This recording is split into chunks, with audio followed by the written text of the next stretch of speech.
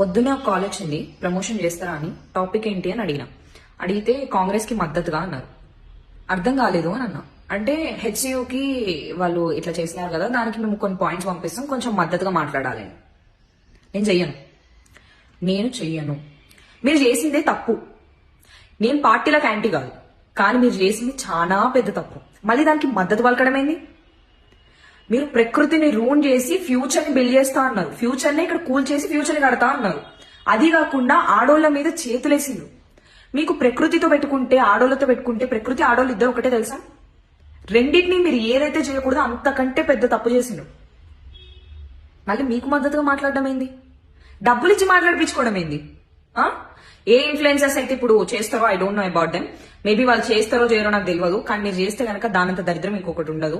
మీరు డబ్బులు కకృతి పడి గనక ప్రమోషన్స్ చేస్తే గనక don't do it.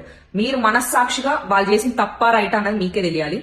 So say no to this, because deforestation చేస్తా అంటే దానికి సపోర్ట్ చేస్తున్న ఇన్ఫ్లుయెన్సెస్ ఎవరైనా సరే నా దృష్టిలో అయితే వాల్యూ ఉండదు. సో ప్లీజ్ గైస్, మీరు అందరూ ఒక సపోర్ట్ తో నుంచుంటారని అనుకుంటున్నాం.